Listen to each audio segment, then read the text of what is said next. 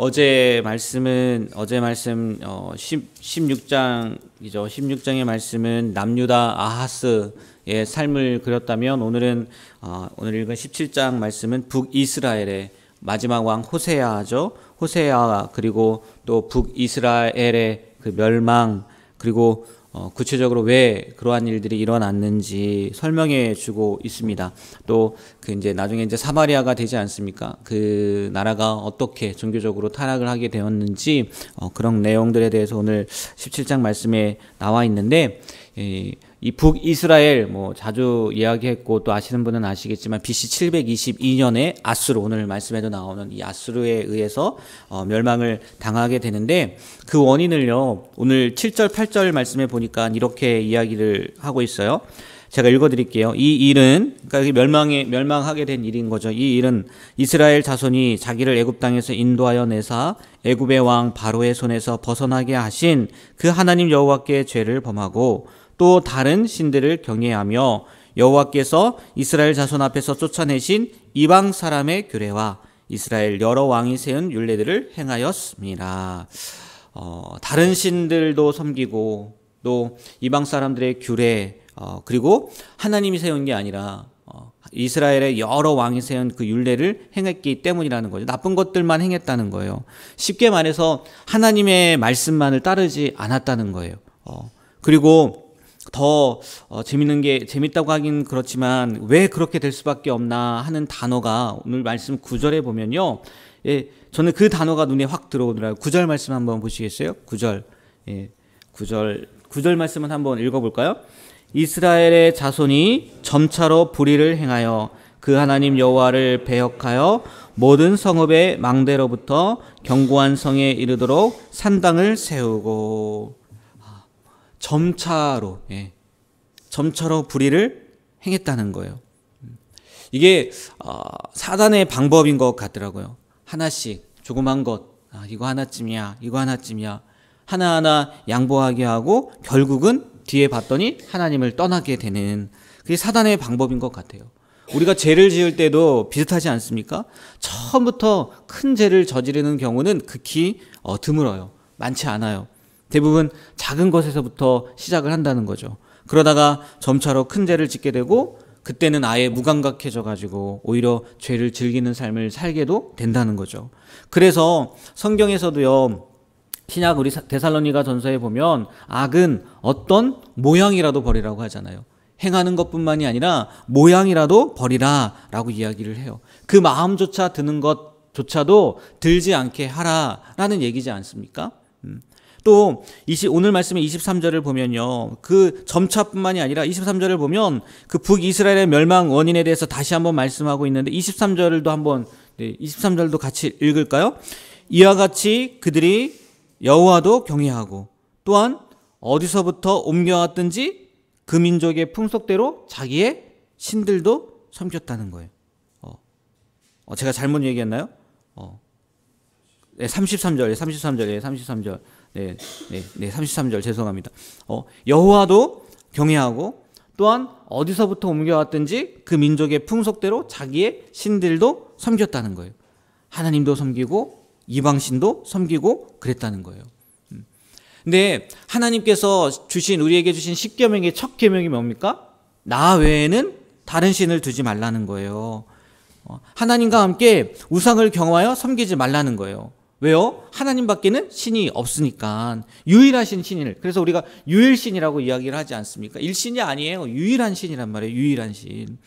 그런데 오늘 33절 말씀을 보니까 이 북이스라엘은 어떻게 했다는 거예요? 그 제1계명부터 2계명도 아니고 3계명도 아니고 1계명부터 어겼다는 거예요. 그러니까 하나님이 가만히 있을 수 있으셨겠냐는 거예요. 하나님께서요 그걸 돌이키게 하기 위해서요 수많은 선지자들을 보냅니다. 오늘 말씀에도 선견자도 나오고 선지자도 나오고 막 그러지 않습니까? 그리고 특별히 북이스라엘에는요 더 많이 보내요. 남유다보다. 그럼에도 불구하고요 그들이 회개해요? 회개하지 않아요. 듣지 않았다는 거예요. 모르겠어요. 자기들 생각에는 하나님도 믿으니까 다른 신들도 믿지만 하나님도 믿으니까 되지 않을까 하는 마음이 있었는지도 모르겠지만 어제 말씀을 나눌 때 우리가 신앙생활을 하는 믿음 생활을 하는 이유가요. 하나님을 믿는 이유가 물론 구원이기도 하지만 우리의 욕심을 이루기 위함이 아니라고 말씀을 드렸잖아요. 하나님의 뜻대로 변화되기 위해서 우리가 하나님을 믿는 거고 신앙생활을 하는 거고 기도를 하는 거라고 말씀을 드렸잖아요. 이 땅에서의 성공이 문제가 아니라는 거예요. 이 땅에서의 승리가 문제가 아니라는 거죠. 그러면 왜 이 북이스라엘 왕들이 하나님도 믿고 또 이방 신들도 믿고 그랬냐는 거예요. 뭐 아까 처음에 말한 것대로 한다면 점차로, 처음부터 안 그랬는데 뭐 점차로 그렇게 됐다 이야기할 수도 있겠지만 이들 가운데는요 그 당시에 신관이 그랬다고 하더라고요. 다다익선이에요. 다다익선. 신은 많으면 많을수록 좋다는 생각. 한마디로 말해서요 정말 이방 사람들이 생각하는 그 미신적 신앙관을 가졌기 때문이라는 거예요. 뭐 이 말씀을 통해서요 우리를 바라본다면 우리는 아니죠. 우리는 뭐 다른 신을 섬기지는 않을 거예요. 그런데 마음 가운데요 우리도 내가 이렇게 함으로 인해서 하나님의 기분을 좋게 하고 여기까지는 뭐 그래도 좋아요. 하나님의 기분을 좋게 하는 거니까, 하나님의 마음을 기쁘시게 하는 거니까. 그리고 나서 그 뒤 그 기분 좋은 기뻐하시는 하나님께서 나의 이런 소원을 들어주시지 않을까 하는 마음이 있다면요 우리도요 그들을 뭐라고 할 수 없다는 거예요. 만약 그런 마음으로 기도하고 그런 마음으로 하나님을 믿고 그런 마음으로 섬기고 봉사하면 안 된다는 거죠. 그런 마음을 일단 내려놔야 된다는 거예요. 솔직히 인간이 이게 어쩔 수 없어요. 네? 그래서 우리도 기도할 때 그러잖아요. 하나님 내가 이걸 할 테니까 하나님 나 이것도 해주셨으면 좋겠어요 라는 기도를 해요. 솔직히 인간이기 때문에 어쩔 수 없는 부분이기도 해요. 뭐 저도 그렇거든요. 어떤 일을 했는데 안 알아주고 뭐 안 알아주는 것까지는 좋아요. 근데 뭐 호의도 하지도 않고 혹은 또 나는 열심히 했는데 열심히 한 것 인정해주지 않고 또 그거 열심히 한 것에 대해서 비방을 한다든지 비난을 한다든지 그러면 두 번 다시 그러고 싶지 않은 게 인간의 마음이에요. 저의 마음도 그렇고. 그런데 정말 참 신앙 하나님께서 하나님을 믿는 우리에게 바라시는 것이 무엇인가 하면요 이것을 바라고 안 바라고 그게 중요한 게 아니라 관계라는 거죠. 관계. 하나님과 우리와의 관계라는 거예요. 더 쉽게 말해서요. 좀 더 쉬운 말로 친밀한 교제를 나누길 원하신다는 거예요. 교제요. 벌 받을까 봐 두려워서 섬기는 것도 아니고 상을 받으려고 순종하는 것도 아니고 그냥 친밀한 관계, 존재 자체를 바라보고 사랑하는 그런 관계를 하나님은 우리에게 요구하시고 우리에게 바라신다는 거죠. 세상적인 것과 비교해서 그렇긴 하지만 이게 가장 쉽게 설명되는 게 그거더라고요. 사랑하는 연인을 보면 그렇잖아요. 사랑하는 연인을 보면. 뭐 그 과정이 어떻게 사랑하게 되었는지는 모르겠지만 일단 사랑에 빠지면요 물불을 가리지 않잖아요. 그 사람이 나에게 뭘 해줘서 사랑하기보다 계속해서 뭘 하고 싶어요? 오히려 해주고 싶고 그 사람이 필요한 게 뭔지 보고 싶고 또 그거 필요한 것이 있다면 어떻게든지 해주고 싶은 마음이 사랑하는 마음이잖아요. 뭐 이게 정확하다, 뭐 하나님의 마음과 정확하다라고 얘기는 할 수 없겠지만 하나님도요 우리가 이런 마음으로 하나님을 사랑하면 좋지 않을까, 그런 사랑을 받고 싶진 않을까라는 생각이 들더라고요. 그런데 북이스라엘 사람들은요 그런 사랑의 관계가 아니었다는 거예요. 자기의 이익을 위해서, 자기의 욕심을 위해서 하나님을 하나의 도구로 생각했다는 거죠. 그러니까 이 신도 섬기고 저 신도 섬기고 그랬던 거예요. 왜? 이 신이 해주지 못하면 다른 신한테 기도하면 되는 거니까. 그런 마음이니까 뭐 겉으로는요 아마 최선을 다했겠죠. 왜? 이 신에게도 잘 섬겨서 받아내야 되니까. 겉모습은요 최선의 예배를 드린 것처럼 보이고 최선을 다한 것처럼 보이겠지만 속마음은 그렇지 않았고 또 하나님이요 그걸 모르셨겠냐는 거예요. 우리가요 정말 하나님을 믿는다고 하고 또 하나님을 섬긴다고 하고 또 하나님 앞에 예배한다고 하는데 이들처럼은 아닐지라도 뭐 정말 우리가 누가 어떤 신을 섬기겠어요. 그러나 그 차원보다 훨씬 높은 하나님을 사랑하는 하나님과의 그 관계를 가장 중요하게 여기는 우리의 신앙생활이, 우리의 믿음이 되었으면 좋겠어요. 그래서 그거는요 그냥 번외로 뭐 아예 그냥 우리의 생각 가운데에는 하나님이 다 알아서 해주시겠지.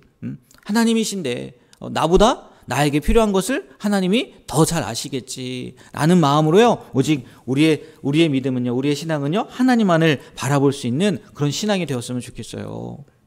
이 마지막 말씀에 보면, 이 마지막 부분을 보면요, 이 자기들의 생각으로 이 북이스라엘 사람들이지 않습니까? 뭐 남유다도 나중에 마찬가지로 그렇게 되지만 자기들의 생각으로 또 욕심을 위해서 어떤 행위들을 하지 않습니까? 하나님을 믿는다고 하면서 그러면요 그에 대한 대가를요 치르게 되더라고요. 무슨 얘기냐? 오늘 말씀에도요 이스라엘 사람들은요 그 아수르에 의해서 멸망을 당하게 되는데 이 아수르의 그 정책이 뭐예요? 이주 정책이란 말이에요. 다 섞어버린다고요. 막 이 북이스라엘 사람들도 다른 나라로 보낼 뿐만이 아니라 이방신을 섬기는 사람들도 다 어디를 와요? 북이스라엘 그 지역에 온단 말이에요. 그래서 뒷부분에 그 말씀 나오지 않습니까? 그들이 다 믿는 신들, 이 신들도 섬기고 저 신들도 섬기고 그래서 나중에 어떻게 돼요? 이 사마리아 사람들이라는 남유다 사람들에게 그 유대인들에게 욕 아닌 욕을 듣게 되잖아요. 물론 이런 결과가 무서워서 하나님을 믿고 섬기고 따르면 안 되겠지만 기억해야 될 것은 뭐냐면 하나님은요 하나님만을 경외하며 하나님만을 예배하길 원하고 하나님만을 사랑하길 원한다는 거예요.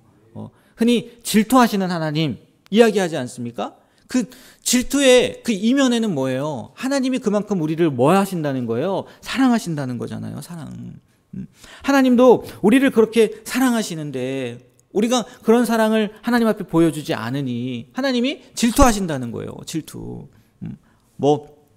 정말 우리 가운데에는요 이러한 일들이 이 북이스라엘에게 일어난 일들이 일어나지 않게 되길 간절히 소망하는데 정말 그 질투하시는 하나님이 아니라 우리도 하나님이 너희를 아브라함에게 이야기했던 것처럼 이제야 네가 나를 경외한 줄 아노라. 그걸 넘어서 이제야 네가 나를 사랑하는 줄 알겠다라는 인정을 받으시는 우리의 신앙생활, 우리의 믿음 생활이 되길 주님의 이름으로 축복합니다. 그런 표현이 있더라고요. 이렇게 북이스라엘은 대가를 치른 거지 않습니까? 하나님을 버린 대가를 치르잖아요. 그래서 이렇게 말씀을 준비하다가 보니까 이런 표현이 있더라고요. 대가를 치르는 것이 아니라 주가를 올리는 삶이 되면 좋지 않겠냐라고 얘기를 하더라고요. 무슨 말씀인지 이해가 되실 것 같아요. 하나님 앞에 우리의 주가를 높이는 진짜 인정받는 그런 귀한 삶을 살아가는 우리 중앙교회 모든 성도님들의 삶이 되길 주님의 이름으로 부탁드립니다. 네, 기도하겠습니다.